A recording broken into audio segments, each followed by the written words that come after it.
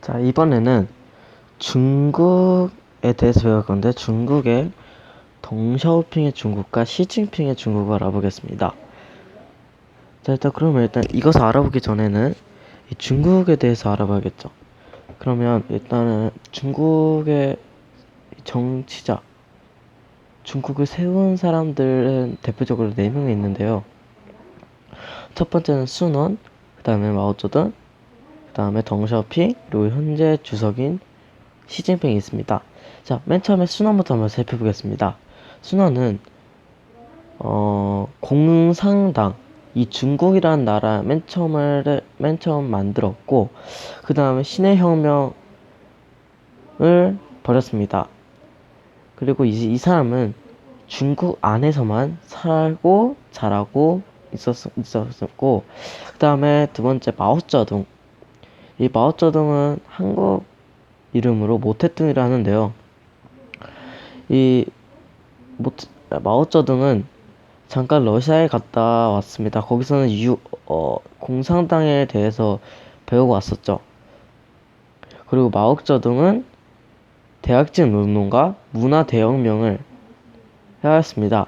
자, 일단 먼저 문화대혁명은 극사회운동이라고 학생들이 일어서 이 중국 그 당시에 정치가나 똑똑한 사람은 모두 죽여버렸죠. 그 다음에 대학직 운동은 중국이 소련과 러시아와 싸우자 이 두 나라에서 받은 보급이 물류가 끊겨버렸죠. 그래서 마오쩌둥은 어쩔 수 몰랐는데 마오쩌둥은 이렇게 했습니다. 우리는 인민의 힘으로 나라가 세워질 수 있다 해서 땅을 팔 때도 굴착기가 없고 그냥 사람이 삽질을 해서 그 기찻길을 만들고 땅을 파고 호수를 만들고 이렇게 했죠.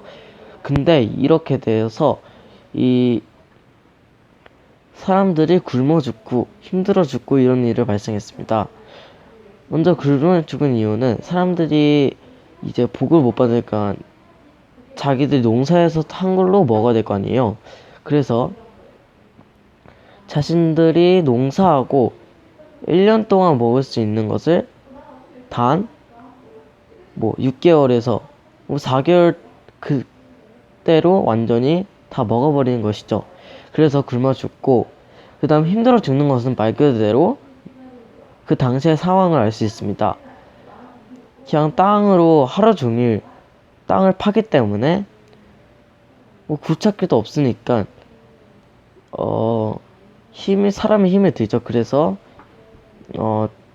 좀 많은 사람이 죽었습니다. 그래서 마오쩌둥과 순원은 나라를 세웠지만 국가 성립에서는 성공하지 못하였습니다. 자, 그리고 이제 오늘의 주제 덩샤오핑과 시진핑. 자, 덩샤오핑을 한번 보겠습니다. 덩샤오핑은 한국어로 등소평입니다.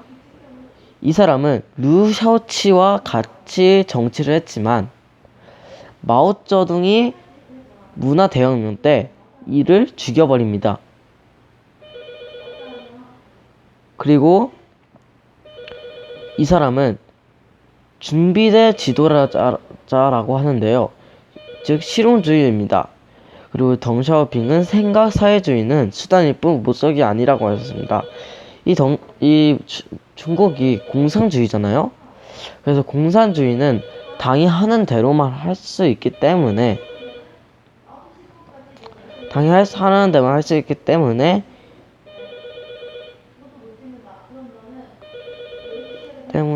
이 인민들이 자신들이 원하는 대로 할 수가 없었습니다. 그래서 중국은 피해를 받고 있었지만 덩샤오핑은 이것을 사회주의일 뿐 사회주의는 수단일 뿐 목적이 아니라고 하였습니다. 그리고 덩샤오핑은 어린 시절 때 아빠의 친구의 도움으로 프랑스를 유학 가게 되었습니다. 근데 이때 투자자, 프랑스 유학을 보내준 이 사람이 폭삭 망하게 되어서 결국 프랑스 공장에서 자동차 공장에서 일하게 되었습니다. 그런데 이 덩샤오핑과 같이 갔던 사람들이 노조를 만들게 됩니다. 노조란 여러 사람들이 노동자들이 모임을 만들어서 혁명을 하는 그런 모임이라고 말하는 것이죠. 그래서 이렇게 돼서 쫓겨나게 됩니다. 프랑스에서 쫓겨나서 모스크바로 가서 모스크바에서 공산당에 대한 것을 배우게 됩니다. 그리고 모스크바에서 공산당을 배운 다음 혁명 활동을 시작하게 됩니다. 중국에 다시 돌아오게 된 것이죠. 한 20몇 살, 30살에 중국으로 돌아오게 되어서 혁명 활동 시기를 하였는데, 이때가 마오쩌둥이 정치를 알고 있던 시기입니다. 그래서 이때부터 덩샤오핑이 권력을 잡던 1978년 개혁개방 착수를 하기 전까지 마오쩌둥이 그를 괴롭히고 있었죠. 그가 워낙 똑똑하고 정치에 대한 지식이 많기 때문입니다. 근데 이때 신기한 게 덩샤오핑이 개혁개방을 착수할 시기에는 덩샤오핑 나이가 74세였습니다. 근데 어떻게 덩샤오핑은 74세라는 나이에 이렇게 계속 정치를 할 수 있을까요? 그건 바로 프랑스에 유학을 갔기 때문입니다. 당시 프랑스는 영국 GDP가 1위였기 때문에, 세계 1위였기 때문에 프랑스도 발전하고 있었죠. 그래서 프랑스 사람들이 먹고 생활하는 그 상황이 중국에도 있었으면 좋겠다 라고 했죠. 중국은 완전 가난한데 프랑스는 부자이기 때문에 이 덩샤오핑이 그걸 보고 자랐기 때문에 우리나라도 그렇게 만들 수 있다, 만들자 라고 해서 74세까지도 계속 할 수 있었던 겁니다. 자, 그러면 이 덩샤오핑의 일생을 바라봤으니 이제는 덩샤오핑의 정치 활동과 특징, 이런 것을 알아보겠죠.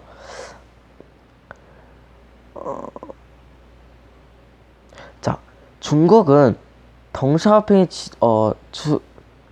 주선을 잡았을 당시 바깥에 중국이라는 껍데기는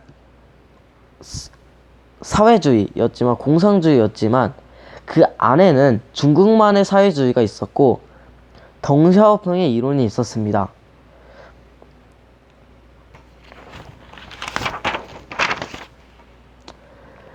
자, 그리고 그 다음 덩샤오핑의 리더십을 알아볼 수 있습니다. 덩샤오핑은 적소에 인재를 배치했죠. 광저우나 베이징, 텐진 이런 주요 도시에 적당한 인재를 배치했죠. 훌륭한 사람을 배치했습니다. 그리고 두 번째, 인민들의 요구를 제시했습니다. 인민들이 그 당시 원하던 건 무엇입니까? 바로 세 가지입니다. 온포, 소강, 부유. 온포는 먹고 살게 할 수 있는 거고, 두 번째 소강은 인간답게 살 수 있는 거죠. 돈 벌고 마트에서 음식을 사고 이렇게 인간답게 살 수 있는 거고, 세 번째 부유. 부자죠. 말 그대로 부유가. 그래서 부자처럼 돈을 많이 벌 수 있게 하고 싶다라고 한 것이죠. 그래서 이 세 가지 인민들의 요구를 지시를 받아들였고 지금까지 3단계를 모두 이뤘습니다. 그리고 네 번째, 반대파를 막는 방패의 역할을 했죠. 이때는 정치가들은 잘 되고 인민들은 못 살아들었죠. 그래서 덩샤오핑이 이 나라를 일으키려고 적세적소의 인민들을 배치했는데 이것을 싫어하는 사람도 있었죠. 나라가 세워지지 않고 자기만 잘 살면 된다라는 사람도 있었기 때문에 그거를 모두 방패해주는 역할을 덩샤오핑이 하고 있었습니다. 그리고 전국의 정책 실현, 전국에 중국 온 땅에 자기의 정책을 펼쳐서 한 군데도 빠짐없이 다 같이 일어서게 하려고 했었습니다. 그리고 마지막 시진핑은 덩샤오핑의 뜻을 이어받아 나라를 발전시킨 것이죠. 덩샤오핑은 나라를 살린 것이고, 시진핑은 덩샤오핑 그 살린 것의 뜻을 이어받아서 인민들을 생각하고 나라를 발전을 한 거죠. 그래서 사실 우리 시진핑은 덩샤오핑의 뜻만 이어받고 발전만 했지, 지금의 중국을 만든 것은 거의 덩샤오핑이 할 수 있다고 봅니다. 하지만 중국에 가서 뭐 마오쩌둥이 이랬으니 마오쩌둥이 못됐다 라고 하면 그것도 좀 문제가 있는 것이죠.